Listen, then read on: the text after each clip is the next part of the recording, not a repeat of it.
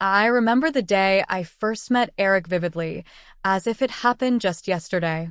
It was at this small, cozy cafe where I often found myself lost in my own thoughts, sipping on the most affordable coffee they had to offer, trying to organize the chaos in my mind. Then, like a scene from a simple movie, he walked in. There were no grand lights or dramatic music, just the gentle sound of the bell above the door and the scent of coffee mingled with his aftershave. "Is this seat taken?" he asked, pointing to the empty chair across from me, his smile so charming it could sweep you off your feet. "It looks free to me," I replied, trying to appear nonchalant despite the sudden flutter in my heart at his unexpected arrival. We struck up a conversation, and it felt like we instantly clicked. We shared common interests, from binge-watching trashy TV shows to debating over the best pizza toppings. Pineapple, fight me. Fast forward a bit, and we found ourselves in a serious relationship. It felt like I had known him forever, and before we knew it, we were discussing the possibility of marriage. But then came the drama. His parents were quite the characters. Meeting them felt like walking into a lion's den wearing a meat dress. They smiled at me, but it was more like they were sizing me up, deciding if I was worthy of their son. "So, you're the girl Erik can't stop talking about," his mom said, her tone anything but warm. "Guilty as charged," I retorted, trying to maintain my composure despite feeling like I was under a microscope. They wasted no time in laying down the law, insisting we sign a prenuptial agreement. I wasn't after their money, but the idea rubbed me the wrong way. I agreed to sign it with one condition: if either of us cheated, the cheater would pay up $100,000. Erik looked shocked at my stipulation, but he agreed. We thought that settled things, but oh, how wrong we were. One evening, as we cuddled on our old, worn-out couch, a tradition we had since moving in together, we talked about our dream trip to Italy. We knew it was a stretch financially, but we were determined to make it happen. "Think about it, Erik. The food, the wine, the art. We have to go," I exclaimed, my eyes shining with excitement. He laughed, pulling me closer. "You had me at food, but let's be realistic. Our bank account is more suited for backyard camping than a romantic getaway to Venice." I playfully nudged him. "Then we'll save. We'll cut back on things we don't need, like your video games." He pretended to gasp in horror. "Not the video games. Take my shirts, my shoes, even my beloved coffee maker, but leave the games alone." We laughed, but it was moments like these that made us truly happy. It wasn't just the big dreams, it was the little things, like Erik making breakfast on Saturdays, even if he couldn't cook to save his life. We didn't have much, but we had each other, and that was enough. One day, while I was preparing the morning coffee, a conversation we had been avoiding found its way to the surface. We were washing dishes together, a simple chore that felt oddly significant because we were doing it side by side. "Clara, we need to talk about, starting a family," Erik said, breaking the comfortable silence that enveloped us. I paused, holding a plate in my hand. "I know. It's scary, isn't it? What if we can't?" Erik turned to me, drying his hands on a towel. "Then we'll deal with it together. But we won't know until we try, right? I mean, how hard can it be?" I laughed nervously, a mixture of anticipation and affection. But that's how it always was with us. No matter the challenge, we faced it together. Even when his mom started dropping not-so-subtle hints about grandchildren every chance she got, we took it all in stride. "Clara, darling, when are you going to give me some grandbabies? You're not getting any younger, she'd say, her voice sugary sweet, but the underlying message far from it. I'd bite my tongue, plaster on a smile, and reply, "We're working on it, aren't we, Erik?" He'd jump in, "Yeah, Mom, lay off, will you? These things take time." But as the months passed, the pressure began to mount. not just from his mom, but from within. We wanted a family, but it wasn't happening as easily as we had hoped. Ever since Wilma found her new hobby of making my life a living hell, our home had become a battleground, with her sharp tongue as the main weapon. It wasn't just the occasional jab anymore. It was a full-blown assault on my self-esteem and role as a wife. It all came to a head one Sunday during lunch, a day that was supposed to be laid back and peaceful. Wilma, with her uncanny timing, dropped by uninvited, just as we were about to sit down. The air turned tense the moment she walked in, her eyes scanning the room like she was about to conduct a military inspection. "Well, isn't this quaint?" she started, her voice dripping with sarcasm as she eyed the modest spread I had prepared. "You really outdid yourself, Clara. I can see you've been slaving away in the kitchen all morning." Trying to keep the peace, I forced a smile. "It's nothing fancy, Wilma. Just something simple and quick. Please have a seat." But as we sat down, the onslaught began in earnest.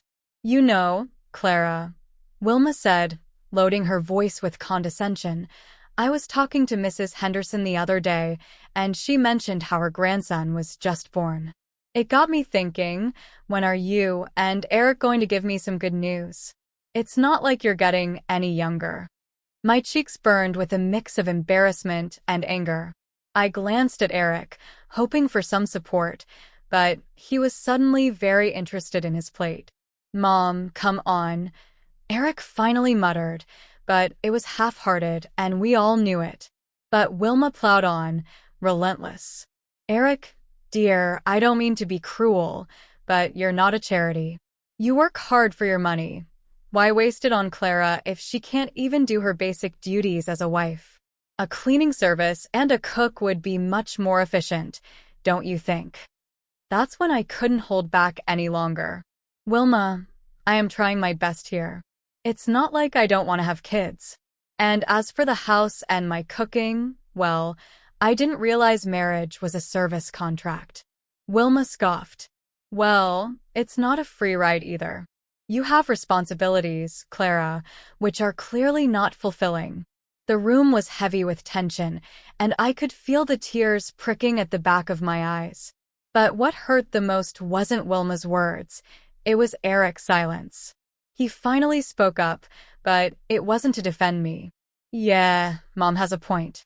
Maybe we should consider getting some help around here. It would make things easier for you, too." His words felt like a betrayal.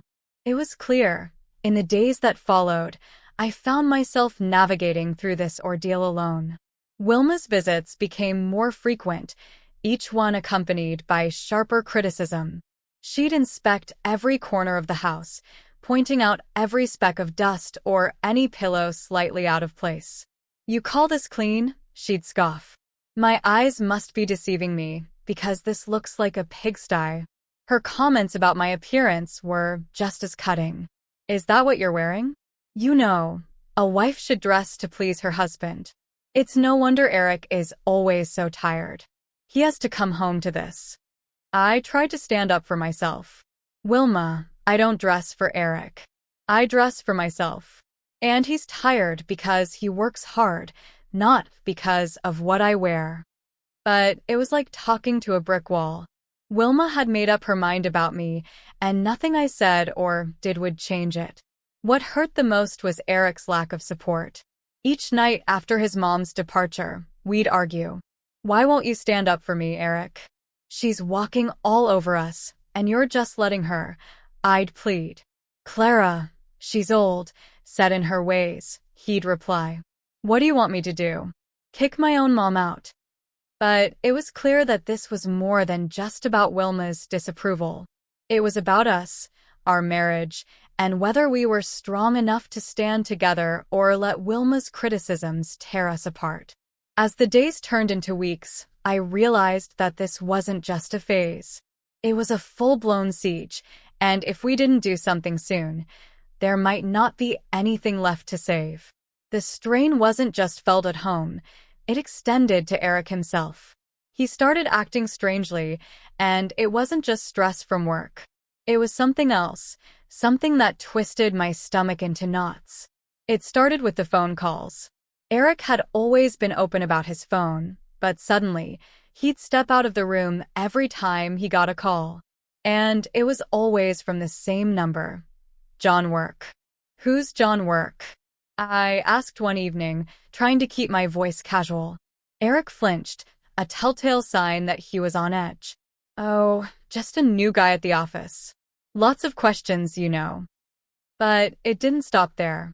Erik, who had never cared much about his appearance, suddenly started dressing differently. Gone were the graphic tees and worn-out jeans. Now it was all crisp shirts, slacks, and cologne. Since when did he care about smelling like a department store? And the late nights at work became a regular thing. Another long one, babe. He'd text, trying not to sound too distant. Sorry, this project is killing me. Won't be late, I promise. But the clock would tick well past midnight before I heard his keys in the door. I tried to shake the feeling that something was off, but it clung to me like a shadow. That's when I made the decision to hire a private detective. It felt like something out of a bad TV show, but I had to know for sure. The evidence came in a plain brown envelope. Inside were photos of Erik with another woman, their intimacy undeniable. And the recording. It cut the deepest. Their conversations, filled with endearments and plans, left no room for doubt. They were in love. Or at least, he was with her. I sat there, the evidence spread out in front of me like a chilling tableau of betrayal. Each photo captured moments stolen from our life together, while the recorded words echoed the painful truth behind every "I love you" he had ever whispered in my ear. Yet, despite the weight of this truth, I chose to carry it alone, a painful burden too heavy to share just yet. I needed time to gather my thoughts, to formulate a plan that would allow me to navigate the wreckage of our marriage with my dignity intact. In the days that followed, Erik continued his charade, and I played my part as the perfect wife, concealing the turmoil raging within me behind a facade of smiles and pleasantries. Our conversations became a delicate dance around the truth, each word measured, every laugh forced. Everything okay, Em? You've been quiet, Erik would ask, his concerns seemingly genuine. Yeah, just tired, you know. Work's been crazy, I'd reply, the lie tasting bitter on my tongue.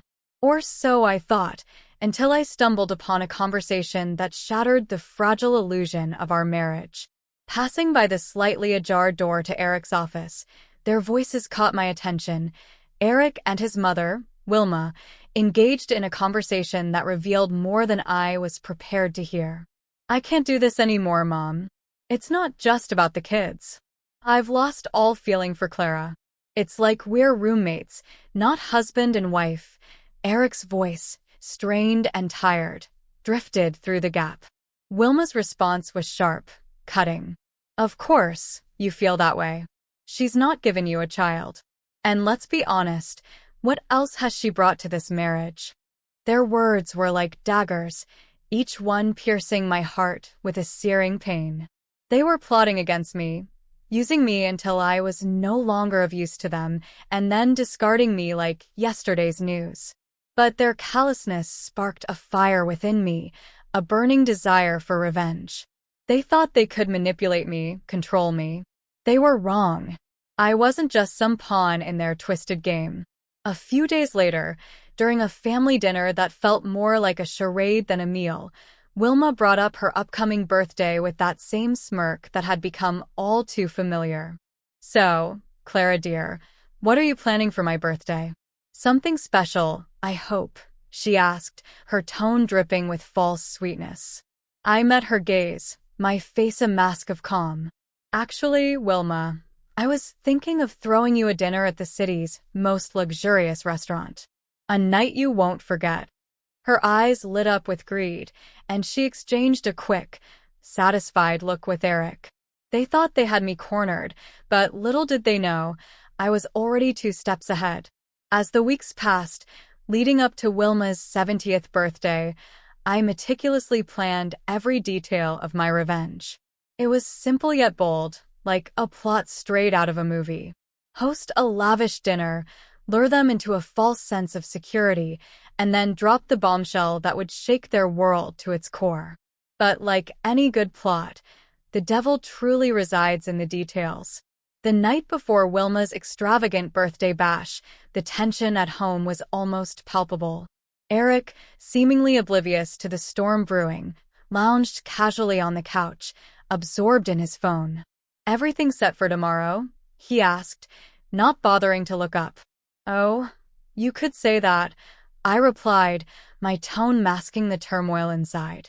The day arrived, and as guests began to fill the opulent dining room reserved for Wilma's celebration, the air was thick with anticipation.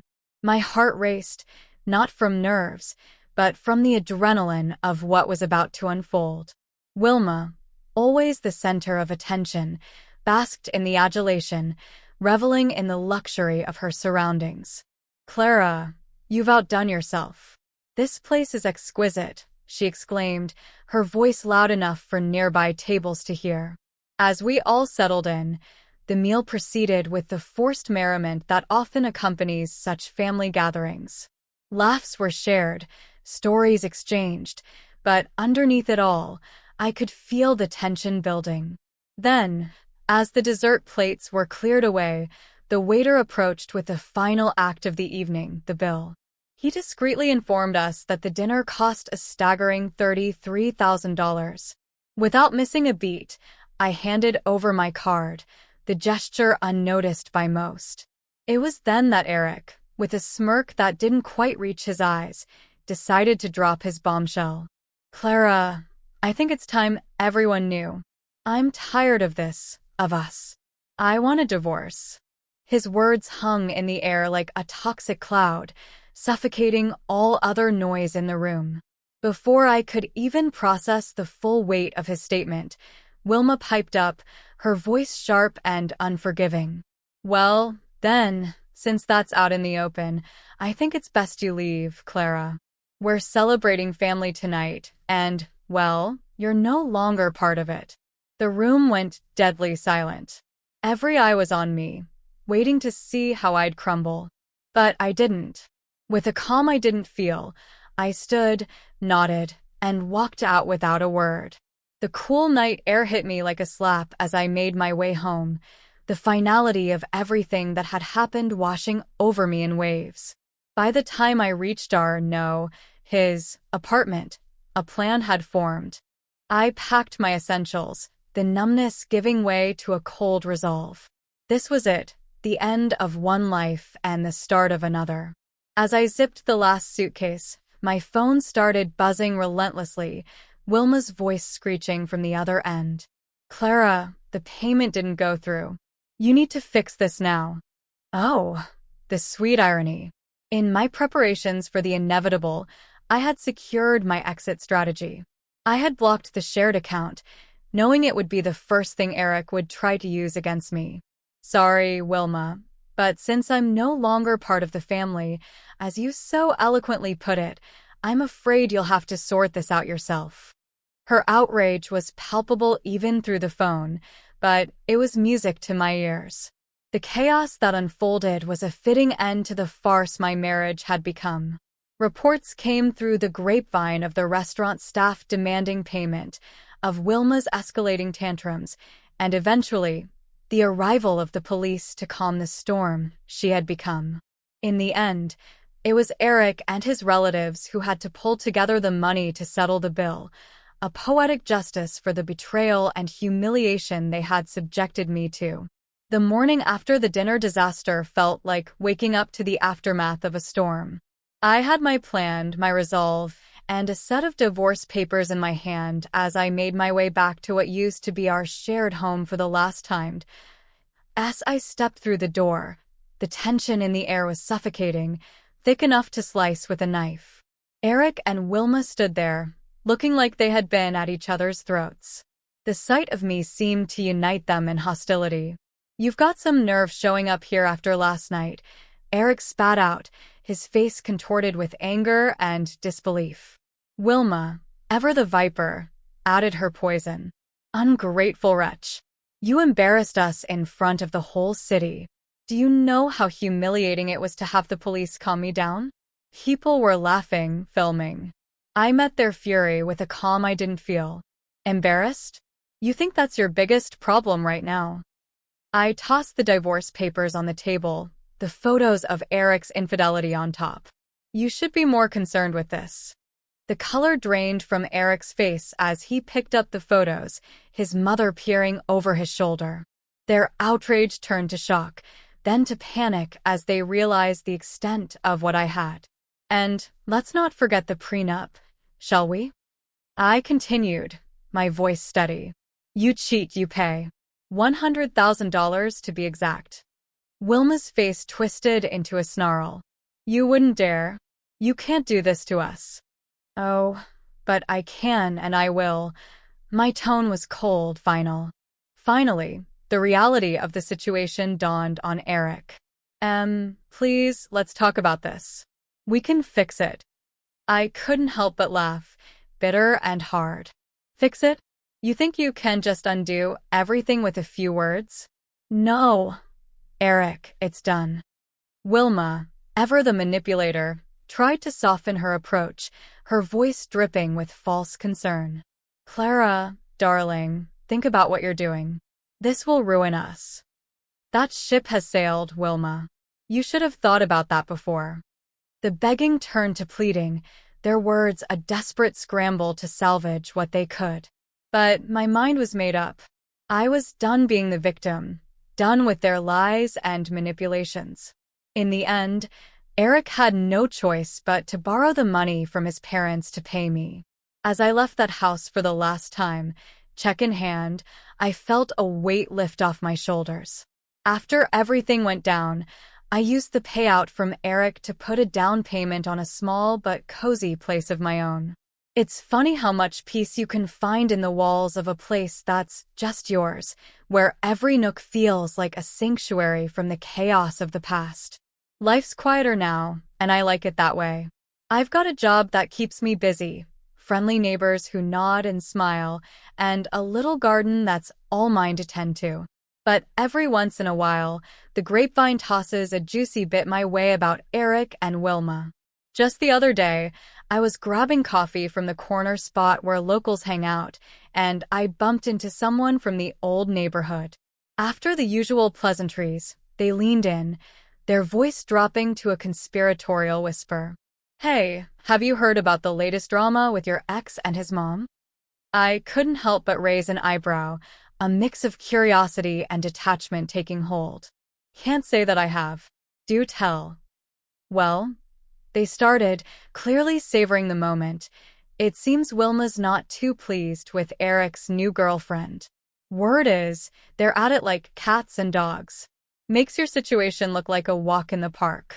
The conversation moved on, but as I walked away, coffee in hand, I couldn't shake the feeling of utter relief. There was a time when news like that would have sent me spiraling, but now it was just another piece of someone else's story. These days, my biggest concern is whether my tomatoes will ripen before the squirrels get to them, or if I'll ever get the hang of yoga without looking like a newborn deer on ice. Life's simpler, quieter, and infinitely sweeter on this side of chaos.